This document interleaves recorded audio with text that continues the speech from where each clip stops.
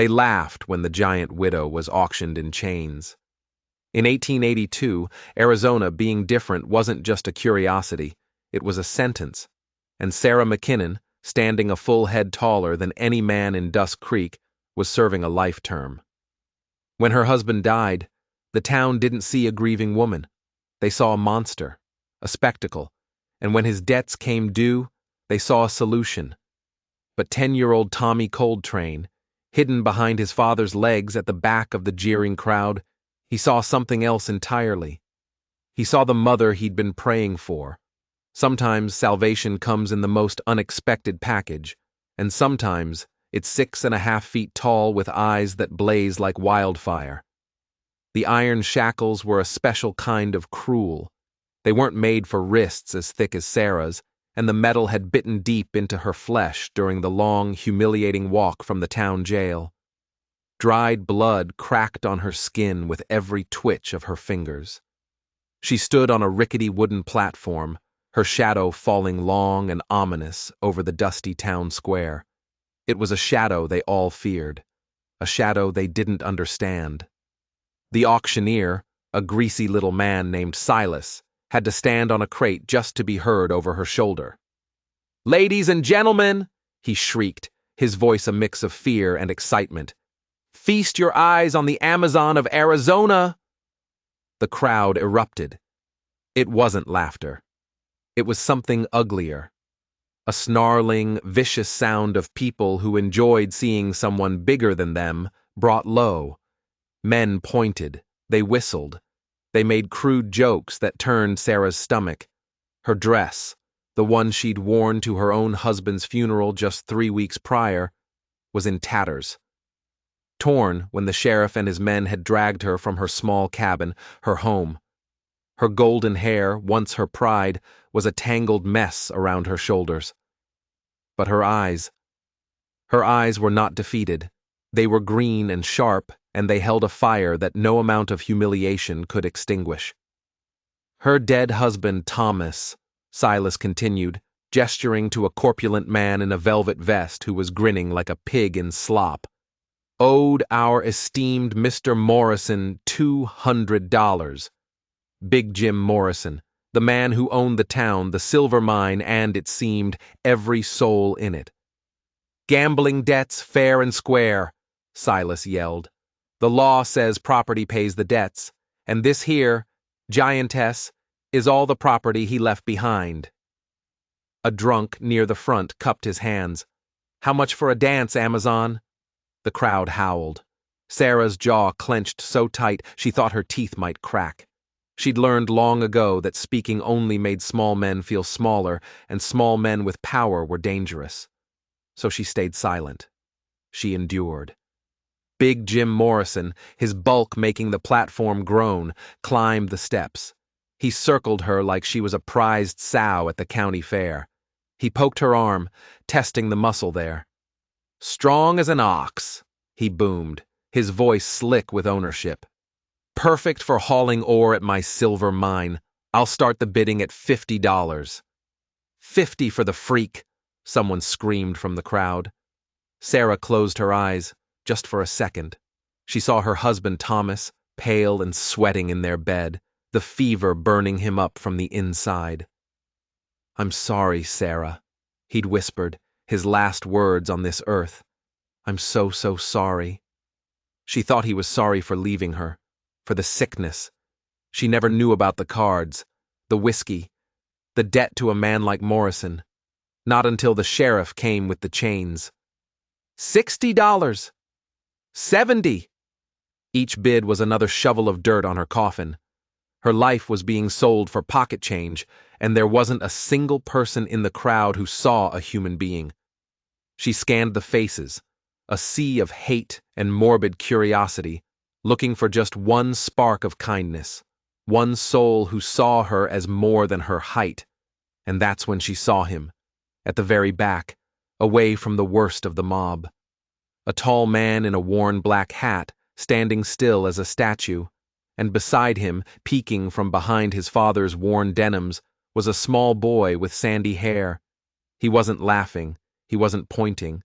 He was clutching a small, hand-carved wooden horse to his chest, and his wide blue eyes held a look that pierced Sarah's heart. He wasn't looking at a freak. He was looking at her like a drowning man looks at a life raft. $100! Big Jim Morrison shouted, raising a meaty fist. He clearly intended to buy her himself, a trophy for his collection of broken things. Going once, the auctioneer called out. And then, the quiet man at the back started to move. He didn't shove. He didn't push. The crowd just parted for him, as if they sensed something in his silence that was more powerful than all their noise. His boots made no sound in the thick dust. His face was a roadmap of hardship, carved with lines of sorrow, but his eyes held a steady calm. Going twice. The man reached the platform just as Silas raised the gavel. The small boy trailed in his wake, never letting go of his father's leg, his eyes still locked on Sarah. "Wait," the man said. His voice was quiet. It wasn't a shout, but it cut through the din of the crowd like a razor. Every single person went silent. Even the drunk cowboy shut his mouth. The man reached into an inner pocket of his coat. He pulled out a worn leather pouch, heavy with the sound of coin. He poured the contents into his palm. Gold and silver eagles, catching the brutal afternoon sun like fallen stars. He looked directly at Sarah, and for the first time all day, she felt like someone was seeing her. $150, he said, his voice even and clear.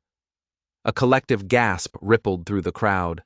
Big Jim Morrison's face went from smug red to a blotchy, furious purple. "What in the hell do you want with her, Cold Train?" he snarled, spitting the name like a curse. The man, Cold Train, didn't answer. He just looked down at the small boy beside him. The child took a tiny, hesitant step forward. He looked up at Sarah, his voice a bare whisper that somehow carried to every corner of that silent square. "My son needs her." The crowd was stunned, but the man wasn't finished. He looked back up at Sarah, and the look in his eyes held a universe of unspoken understanding. "And maybe," he added, his voice dropping lower, "maybe she needs us too." The sound of the chains falling to the wooden platform was like a thunderclap in the dead silent square. Sarah rubbed her wrists, the raw, bleeding flesh a testament to her nightmare. Blood began to flow back into her numb fingers as Jacob Cold Train, the quiet man with the sad eyes, carefully counted out the coins into the auctioneer's trembling hand. The crowd was a statue garden of gaping mouths. They'd come for a freak show, a public humiliation. They didn't know what to make of this quiet, dignified act of salvation. Big Jim Morrison, however, knew exactly what to make of it. "You just bought yourself a world of trouble, Cold Train," he spat, his face a mask of white-hot fury. "That thing ain't natural. She's cursed. You mark my words." Jacob didn't even grant him a glance. He stepped toward Sarah, close enough now that she could smell the scent of sage and saddle leather that clung to him. "Ma'am," he said, tipping the brim of his worn hat. It was a gesture of respect so foreign in that moment, it almost brought her to her knees. "My name's Jacob Cold Train. This here is my boy, Tommy." Sarah looked down at the boy who had just, in his own small way, saved her life. Tommy was small for his 10 years, with wheat-colored hair and eyes that held the wisdom of an old man. He still had a death grip on that little wooden horse. His knuckles were white. "Hello, Tommy," Sarah said. Her voice was rough from disuse, soft as a prayer. The boy's eyes went impossibly wide. Most folks had to crane their necks to speak to her. They treated her height as a barrier, a wall between them. But Sarah did something no one expected. She knelt. Right there in the filth and dust of the auction platform, she folded her long limbs and brought herself down to his level. A murmur went through the crowd. This giant of a woman, making herself small for a child. "Is that your horse?" she asked, her voice gentle. Tommy nodded, a quick, jerky motion. Then, with trembling hands, he held the toy out for her to see. "His name's Thunder," he whispered. "Papa carved him for me. After Mama went to heaven." A crack went through the armor around Sarah's heart. She took the small wooden horse, her large hands cradling it as if it were a fragile bird. The craftsmanship was incredible. Every line was smooth, every detail perfect. "He's beautiful, Tommy. Your papa has good hands."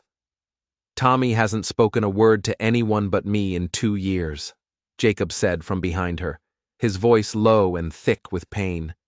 "Not since his mama died." Sarah looked from the father to the son.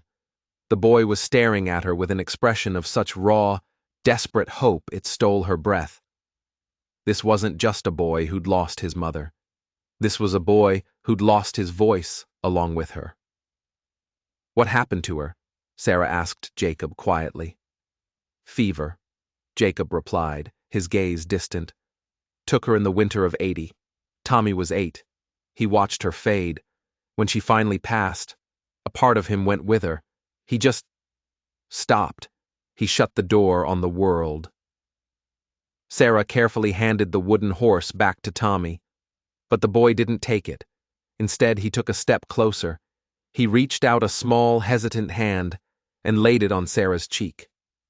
His touch was feather-light. "You're sad too," he whispered, his blue eyes searching hers. "Like me." The dam broke. Tears she hadn't shed for her husband, for her home, for herself, suddenly streamed down her face. She couldn't speak. She could only nod, a wave of grief and gratitude washing over her. "Come on," Jacob said, his voice thick with emotion. "Let's get you away from this place." He helped her to her feet and led her toward a simple buckboard wagon. The crowd began to melt away, their whispers following Sarah like biting flies. Unnatural. Cursed. Poor cold train. Bad enough he lost a wife. Now he's saddled with a monster. Sarah flinched with every cruel word. This was her life. This was the chorus that had followed her since she was a girl. But then a small hand slipped into hers. Tommy's fingers wrapped around her own, warm and trusting. And for the first time, the whispers didn't sting quite so much. They didn't matter as much, because for the first time in a very long time, she wasn't alone. But as they rode out of town, Sarah saw Big Jim Morrison standing in the street, watching them go. The look on his face wasn't just anger. It was a promise that this was far from over. The ride to the Cold Train Ranch was quiet, but it wasn't an empty silence. It was a silence filled with questions, with unspoken histories of pain.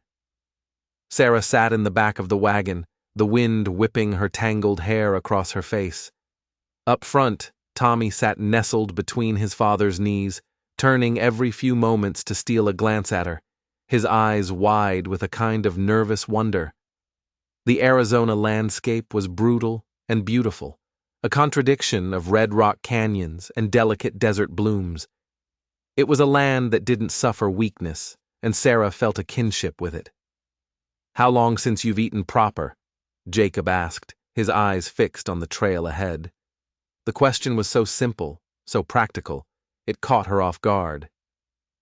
3 days, she admitted, her voice barely a whisper. She saw Jacob's hands tighten on the reins. "Animals," he muttered, so low she almost didn't hear it.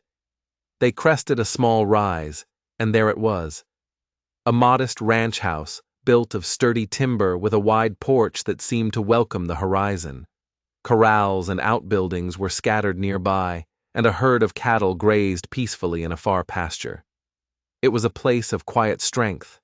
It looked like a home. "It's not much," Jacob said, as he pulled the wagon to a halt and helped her down. His touch was brief, respectful. "But the work is honest, and the table's never empty." Inside, the house smelled of wood smoke and brewing coffee. The furniture was simple, clean, and well made. It was clear that the same hands that had carved Tommy's horse had built this life. On the mantelpiece above a stone fireplace sat a single silver-framed photograph, a woman with a kind, gentle smile.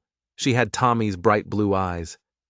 "That's Mama," Tommy said, his voice soft. He had followed Sarah's gaze. "Her name was Elizabeth. Papa says she watches over us from the stars." Sarah knelt again, the familiar ache in her knees a small price to pay to meet the boy's gaze. "She was very beautiful," Sarah said, and she meant it. "You have her eyes." A brilliant smile lit up Tommy's face. It was like watching the sun rise after a long night.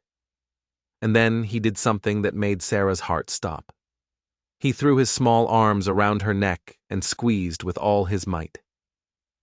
"I prayed for you," he whispered, his breath warm against her ear.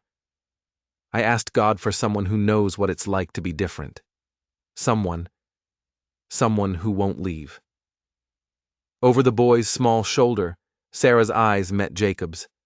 The rancher's face was a raw, unguarded canvas of hope and fear and a desperate, aching loneliness that she recognized as her own. "I won't leave," Sarah whispered back to the boy, and the words felt like a vow, a sacred oath sworn in this quiet, safe house. "I promise." As Tommy pulled away, his grin wider than she'd ever seen it, Sarah realized that for the first time since her husband had died, she felt something other than grief or fear. She felt needed, but as she looked out the window, she noticed something odd. On a distant ridge, overlooking their valley, a lone rider sat on his horse, motionless, just watching. She couldn't make out his face, but she recognized the slump of his shoulders, the bulk of his frame. It was Big Jim Morrison, and Sarah knew, with a certainty that chilled her to the bone, that the storm hadn't passed. It was just gathering its strength. This wasn't just about a debt. It was about something more, something she didn't yet understand. The first few days were a strange kind of paradise. Sarah cooked. She cleaned. She mended torn shirts and darned socks, the simple domestic tasks grounding her in a way she hadn't felt in years. She discovered that Tommy, despite his silence with the rest of the world, was a chatterbox with her. He told her about his horse, Thunder. He told her about the hawk that nested in the big cottonwood tree. He showed her his secret hiding spots. With every small confidence he shared, a piece of Sarah's broken heart began to knit itself back together. And Jacob watched them. He watched them from the doorway of the barn, a small, sad smile on his face. He watched them as they gathered eggs in the morning, his eyes lingering on Sarah's gentle hands as she showed Tommy how to keep from cracking the shells. They spoke little, he and Sarah, but their silences were comfortable. They moved around each other with an easy grace, two lonely souls orbiting a small, bright sun named Tommy.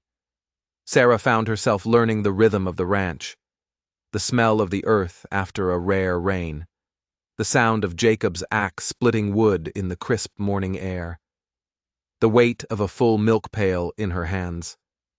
For the first time in her life, her size was a blessing. She could lift hay bales that would take 2 men. She could till the hard-packed garden soil with ease. Here, her strength wasn't a spectacle. It was a gift. But the peace was a fragile thing, a thin layer of ice over deep, dark water. One morning she found it. Jacob had sent her to the barn to fetch a sack of feed. In the dusty, quiet loft, tucked away in an old crate beneath some worn-out horse blankets, was a wooden box. It wasn't locked. Curiosity got the better of her. She lifted the lid. Inside, nestled on a bed of faded velvet, was a Colt Peacemaker. But this was no ordinary pistol. The handle was worn smooth from use, and on the barrel there were 7 distinct notches carved into the steel. 7. Beneath the gun was a stack of yellowed newspaper clippings. The headlines were stark. "Cold Train brings down the Mason gang. 1 ranger against 10 outlaws. Justice served in blood and dust." The stories spoke of a legendary Texas ranger, a man known only as Cold Train, famous for his cold nerve and lightning-fast draw, a man who'd cleaned up entire territories before disappearing without a trace. Jacob Cold Train wasn't just a simple rancher who'd lost his wife. He was a ghost, a man with a violent past he had tried to bury. Suddenly, his quiet confidence made sense. The way he'd faced down Morrison without flinching, the reason he had a small fortune in gold coins tucked away in a leather pouch. He wasn't just hiding from his grief, he was hiding from who he used to be. That same evening, as she was banking the fire for the night, she overheard Jacob talking to Tommy in his room. "And that's why we have to be careful, son," Jacob was saying, his voice low and urgent. "Men like Morrison, they don't forget. They don't forgive. Is he like the men from Laredo?" Tommy whispered. Sarah froze, her hand hovering over the hearth. "He's worse," Jacob said, his voice grim. "Because he wears a fancy suit and smiles while he's putting a knife in your back. The men in Laredo, at least they were honest about what they were. Killers." He was talking about killers. Sarah backed away from the door, her heart hammering in her chest. The quiet life she had just begun to build was a lie. It was a fortress built on secrets, and the enemy was already at the gates. The next morning, the proof was nailed to their front door. A dead rattlesnake, its fangs bared, pinned to the wood with a rusty railroad spike. It wasn't just a threat. It was a message. "We know who you are. We know what you're hiding." And as Sarah stared at the gruesome warning, she realized her own secrets were nothing compared to the ones this family was keeping. Her husband's debt wasn't just about gambling. Jacob's past wasn't just about being a ranger. And Tommy's silence. She had a horrifying feeling it wasn't just about grief either. It was about fear. Terrifying, paralyzing fear of something he had seen. Something no child should ever have to witness. The dead snake on the door changed everything. The fragile piece of the ranch shattered. Jacob started carrying that notched Colt Peacemaker tucked into his belt. He'd walk the property line every night before sundown, his eyes scanning the ridges, his body tense as a coiled spring. He was no longer just a father. He was a sentry. Sarah found herself watching, too. Every shadow seemed to hold a threat. Every gust of wind sounded like approaching hoofbeats. The questions burned inside her. What happened in Laredo? Who were the men Jacob was afraid of? And what did any of it have to do with Big Jim Morrison? But she couldn't ask. The wall between them was built of his past, and she didn't know how to break it down without destroying the delicate trust they had started to build. So she focused on Tommy. The boy had grown even quieter since the snake appeared. He clung to Sarah's side constantly, his little wooden horse a permanent fixture in his hand. The light in his eyes had dimmed, replaced by that old, familiar fear. One afternoon, determined to bring a smile back to his face, Sarah took him down to the creek that ran through the property. It was a peaceful spot, shaded by cottonwoods, the water running cool and clear over smooth stones. They skipped rocks for a while, a comfortable silence between them. Then Sarah noticed Tommy wasn't throwing rocks anymore. He was crouched by the water's edge, tracing something in the wet sand with his finger. She walked over and looked down. He had drawn a picture, a stick figure of a man with a big round belly and a wide-brimmed hat. The man was holding a long, thin object. A stick? A cane? Next to the big man, he'd drawn a smaller figure, a woman with long hair lying on the ground.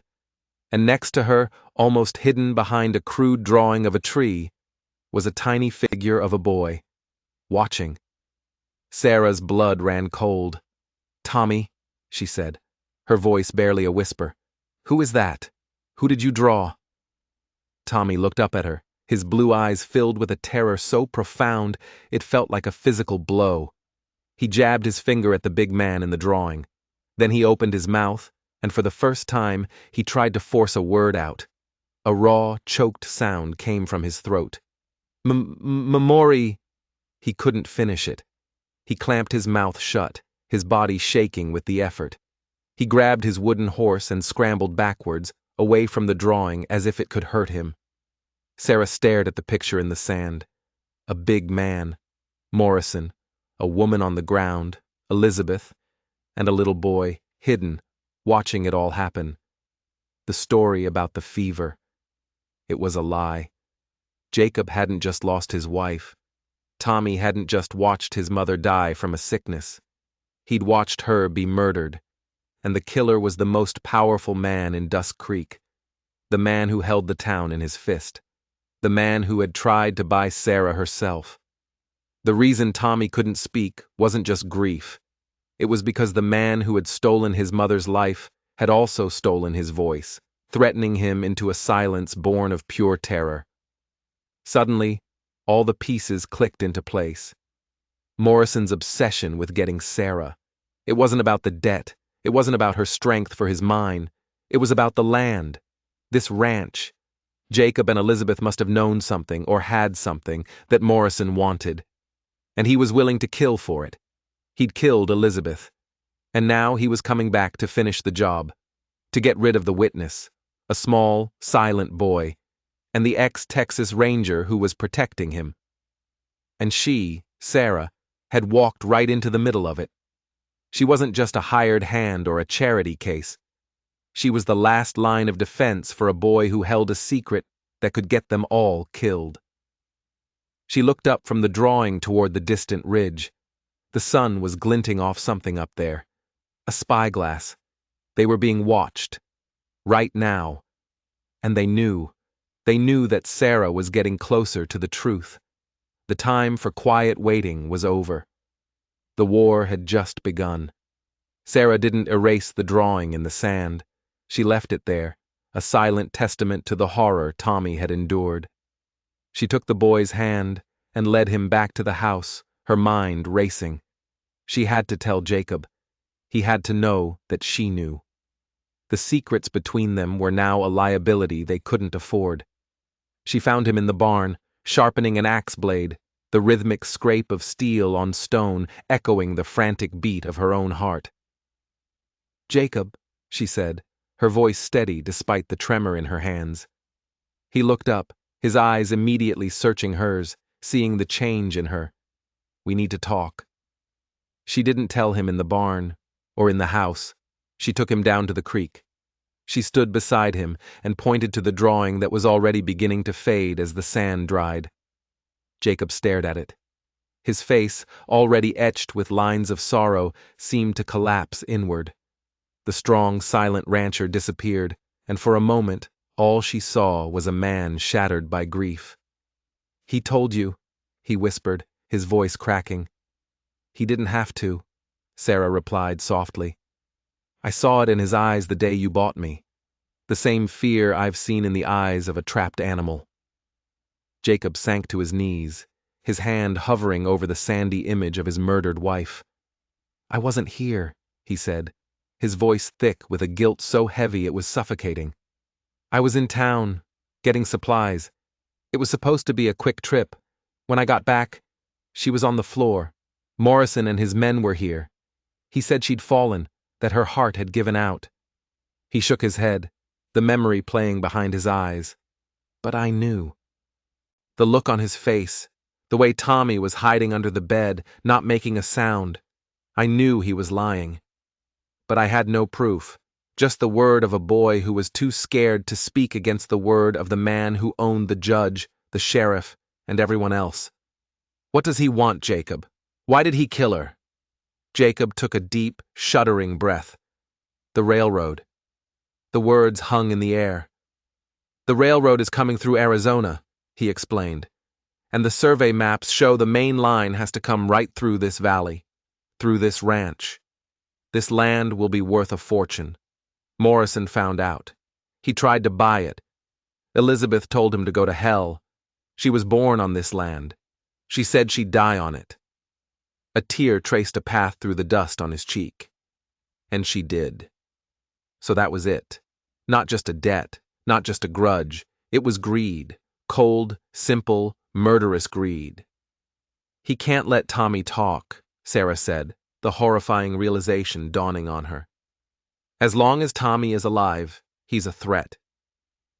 That's why I ran, Jacob confessed, finally looking at her. That's why Coltrane the Ranger died. I brought my family out here to escape the violence of my past, and it found us anyway. I thought if we were just quiet, if we didn't make trouble, he'd leave us be. But now you're here, and he's getting nervous. He's not nervous, Jacob, Sarah said, her voice turning hard as iron. He's getting ready. As if on cue, a sound drifted down from the ridge. A single gunshot. It wasn't aimed at them, it was a signal. Jacob was on his feet in an instant, the gentle rancher gone, the legendary ranger in his place. Get Tommy, he ordered, his voice sharp, clear, and full of command. Take him to the root cellar. Bar the door. Don't come out, no matter what you hear. What are you going to do? What I should have done 2 years ago, he said, pulling the notched peacemaker from his belt. The setting sun glinted off the 7 marks on the barrel. I'm going to finish this. But Sarah wasn't moving. She stood her ground, her tall frame a defiant silhouette against the dying light. No, she said. Not you. We are going to finish this. Jacob stared at her, at the fierce, protective fire in her green eyes. He saw not a freak, not a giantess, but a warrior. They're coming for my son, Jacob. They're coming for our home. She placed a hand on his arm, her grip strong and steady. You may be Coltrane, she said, her voice dropping to a low, dangerous growl. But I am the Amazon of Arizona, and they are not setting foot on this porch. The second gunshot was closer this time. They were coming, and they were coming now. The world shrank to the size of the ranch house. The setting sun painted the sky in bloody shades of orange and purple as hoofbeats grew from a distant rumble to a ground-shaking thunder. The cellar, Sarah, now! Jacob yelled, already moving, checking the loads in his rifle. But Sarah was a pillar of unmoving resolve. She grabbed Tommy, who had run to her side, his small body trembling. She knelt, her hands on his shoulders, forcing him to look at her. Listen to me, Tommy. Your papa and I, we have to stop the bad men. I need you to be the bravest boy in all of Arizona. Go to the cellar. Don't make a sound. Can you do that for me? He nodded, tears streaming down his face, and hugged her fiercely before scrambling toward the hidden door in the kitchen floor. When Sarah turned back, Jacob was watching her, an expression of awe on his face. You were born for this, weren't you? He said, not as a question, but as a statement of fact. I was born to be stared at, she corrected him, her voice grim. Tonight, they'll stare for a different reason. They came into view then, not 6 men this time, a dozen, maybe more. Big Jim Morrison was at their head, but he wasn't leading the charge. He hung back, letting his hired guns ride point. Sarah and Jacob stood on the porch, side by side, the giantess and the ghost. Coltrane! One of the riders shouted, a man with a jagged scar across his face. Morrison said you'd be reasonable. He just wants the boy. Give us the boy, and we'll let you and your big friend walk away. Jacob raised his rifle to his shoulder. The setting sun glinted off the barrel. There's only one way you're leaving this valley, Jacob's voice boomed, the ranger's command returning to him. And that's in a pine box. The first shot came from the riders. It splintered the porch post right next to Sarah's head, and then all hell broke loose. Jacob was a whirlwind of motion. He fired, worked the lever on his rifle, and fired again, each shot finding its mark. 2 riders toppled from their saddles before the others could even spread out. He moved with an economy of motion that was terrifying to behold. This was what he was made for. Sarah, however, didn't have a gun. She had something better, her strength. As 2 of the thugs rushed the porch on foot, she grabbed the heavy oak rocking chair, a piece of furniture that took 2 men to move, and hurled it at them like it was a child's toy. It caught one man square in the chest, sending him flying backwards with a sickening crunch. The second man stared in disbelief for a fraction of a second too long. Sarah was on him. She didn't hit him. She grabbed him by the front of his shirt, lifted him clean off his feet until they were eye to eye, and then threw him off the porch and into the dirt. The other riders reined in their horses, their confident sneers replaced with shock and a healthy dose of fear. They'd come to fight a broken-down rancher. They hadn't counted on a legendary lawman and a force of nature. "Shoot her! Just shoot her!" Morrison shrieked from the back of the pack. A volley of shots rang out. Sarah felt a searing pain in her shoulder as a bullet grazed her, but she barely registered it. Adrenaline was afire in her veins. She saw a rider breaking for the back of the house, trying to circle around. Without thinking, she ripped one of the porch railings, a thick, heavy piece of timber, right out of its moorings. Wielding it like a club, she charged off the porch. Jacob laid down covering fire, his shots precise and deadly, forcing the other riders to take cover. The rider circling the house turned, his eyes wide with panic as Sarah bore down on him, this avenging angel of impossible size and strength. He raised his pistol, but he was too slow. She swung the porch railing like a baseball bat, connecting with the horse's flank. The animal screamed and reared, throwing the rider to the ground. Suddenly, a new sound cut through the chaos, the splintering of wood. From inside the house, the cellar. One of them had gotten inside. "Tommy!" Sarah screamed. Forgetting everything else, she abandoned her makeshift weapon and sprinted back into the house. The kitchen was a mess of overturned furniture. The heavy wooden hatch to the root cellar had been smashed open. Sarah peered into the darkness below. The cellar was empty. But the back wall, the one made of loose stone that led to the outside, it had been pulled apart. There was a tunnel, an escape route Jacob must have built long ago. Tommy was gone. A wave of pure, cold terror washed over her, worse than any bullet. A high-pitched scream echoed from the direction of the barn. Tommy's scream. The scar-faced man, the one who had shouted at Jacob, was dragging the boy out of the barn, a knife to his throat. "Drop your weapons, Cold Train," he roared, his voice triumphant, "or the boy dies." Jacob, standing on the porch, froze. His rifle lowered. Morrison rode forward, a smug, victorious grin spreading across his face. "It's over, Ranger," he said, savoring the moment.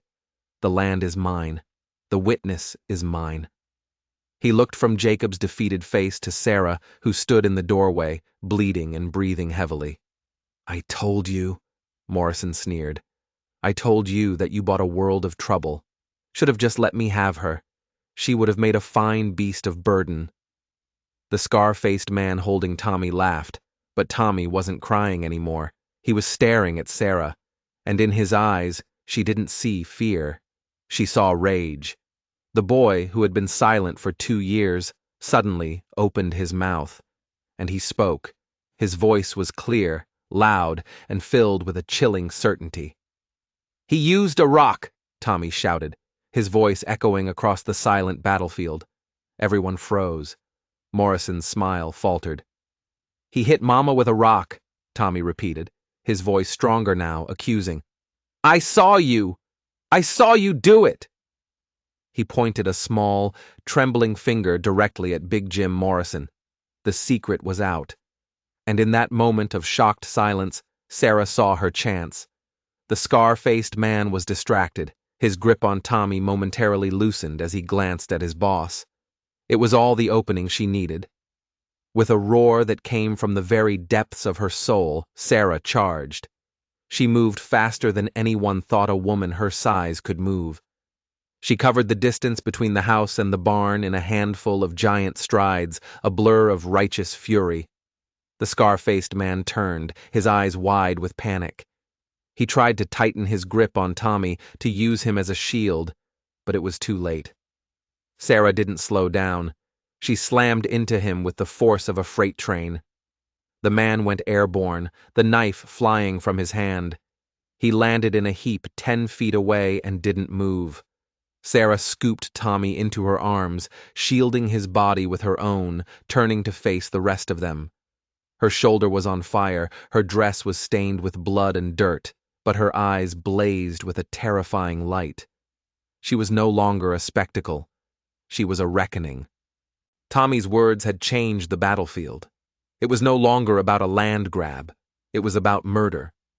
Some of the hired guns, men who were paid to be tough, not to be accomplices to the murder of a woman, started to back their horses away. They hadn't signed up for this. "Don't just stand there, you fools!" Morrison screamed, his composure finally cracking. "Kill them! Kill them all!" But his men hesitated. They looked at the unconscious thugs Sarah had dispatched. They looked at Jacob Coltrane, who now had his rifle leveled not at them, but directly at their employer's heart. And they looked at Sarah, standing over the child like a mythical guardian, looking ready to tear them apart with her bare hands. The odds had shifted. The money wasn't worth it anymore. One by one, then in pairs, the riders turned their horses and galloped away, melting back into the twilight they'd come from, until it was just one man left. Big Jim Morrison. He sat on his fine horse, his face pale and sweating in the moonlight. He was alone. His power, built on fear and bribery, had evaporated in the face of a child's truth and a woman's courage. "It's over, Jim," Jacob said, his voice as cold and hard as a tombstone. Morrison's eyes darted around, looking for an escape. He saw Sarah, bloodied but defiant. He saw the boy in her arms, no longer a silent victim. And he saw the barrel of Jacob's rifle, an unwavering point of judgment. In a last, desperate act of cowardice, he spurred his horse, not at Jacob, but straight at Sarah and Tommy. He was going to run them down. Jacob fired. The shot wasn't aimed at Morrison. It was aimed at the sky. A warning. A final chance for a different ending. But Morrison was past reason. He bore down on them, his face twisted in a mask of hate. Sarah stood her ground. She didn't flinch. She set Tommy gently behind her and braced herself. Just as the horse was upon her, she sidestepped with impossible grace and grabbed the saddle horn with one hand and Morrison's leg with the other. With a surge of adrenaline-fueled strength, she heaved. The world seemed to turn upside down for Big Jim Morrison. He was ripped from the saddle as if he were a child's doll. He hit the ground with a heavy final thud, the air rushing from his lungs in a pained whoosh. His horse, terrified and riderless, galloped off into the darkness. Silence descended on the ranch. It was over. Jacob walked slowly across the yard, his rifle held loosely at his side. He stopped before the gasping, wheezing form of Big Jim Morrison. Sarah stood with Tommy, her hand resting protectively on his shoulder. "You heard the boy," Jacob said, his voice devoid of all emotion. "You murdered my wife." Morrison, clutching his chest, could only gasp for air. "You tried to murder my son," Jacob continued. "You tried to steal my home. The law in Dust Creek won't touch you. But out here, I am the law." He raised the rifle. "Papa, no." The voice was small, but clear as a bell. Tommy stepped out from behind Sarah. He walked over to his father and put a hand on the rifle barrel, gently pushing it down. "Mama wouldn't want it," Tommy said, looking up at his father. "She wouldn't want you to be like him." Jacob looked down at his son who had found his voice in the middle of a war, his son who was teaching him about mercy. He looked at Sarah, who was watching them, her face filled with a love so fierce it took his breath away. The legendary Coltrane, the man with 7 notches on his gun, slowly, deliberately uncocked his rifle. Justice didn't always have to be a bullet. Sometimes it was living with your sins. "Get up," Jacob snarled at Morrison. He hauled the broken man to his feet and marched him toward the road.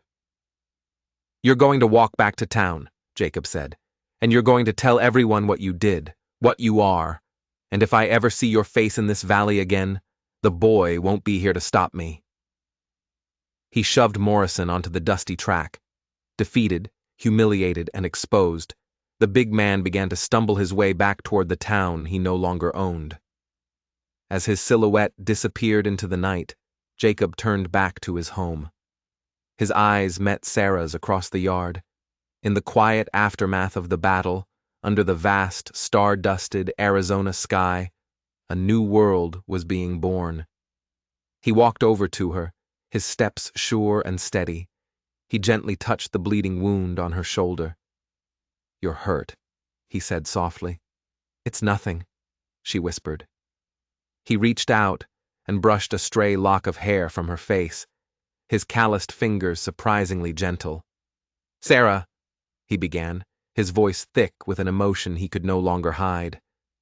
"I've been thinking—" But Tommy interrupted, running to them and grabbing both their hands, linking them together. "Does this mean Sarah stays?" he asked, his bright, hopeful eyes looking from one to the other. "Forever? Like a real family?" Sarah looked at this incredible boy who had faced down a monster and won. She looked at this good, strong man who had seen her worth when no one else had. The Arizona moon painted the scene in silver. For the first time in her life, standing between the two of them, Sarah McKinnon didn't feel too big. She felt exactly the right size. "Forever," she whispered, her voice full of promise. Jacob's calloused hand squeezed hers. His eyes, no longer haunted by ghosts, were filled with the promise of a new dawn. He leaned in and gave her a kiss that tasted of gunpowder, dust, and the sweetest kind of hope. In the distance, a lone coyote howled at the moon, and the wind whispered through the cottonwoods, carrying away the last echoes of fear and violence, leaving only the quiet, unbreakable strength of a family forged in fire. As the first light of a new day crests the Arizona mountains, washing over the cold train ranch, we hope this story reminded you that true strength isn't about size or reputation. It's about standing up for the ones you love, no matter the cost. Family isn't always the one you're born into. Sometimes it's the one you fight for. If this tale of courage, justice, and the birth of a new family touched your heart, do us a favor and smash that subscribe button. Make sure to ring the notification bell because you won't want to miss another story from the forgotten pages of the Wild West. These are the tales history tried to bury, but the heart always remembers. And we want to hear from you, our posse. Drop a comment below and let us know where you're watching from tonight.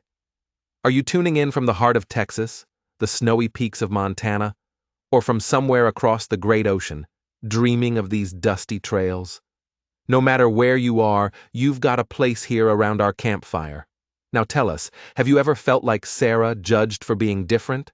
Or like Jacob trying to outrun a past that just wouldn't stay buried? This community is for everyone who believes that our scars make us who we are.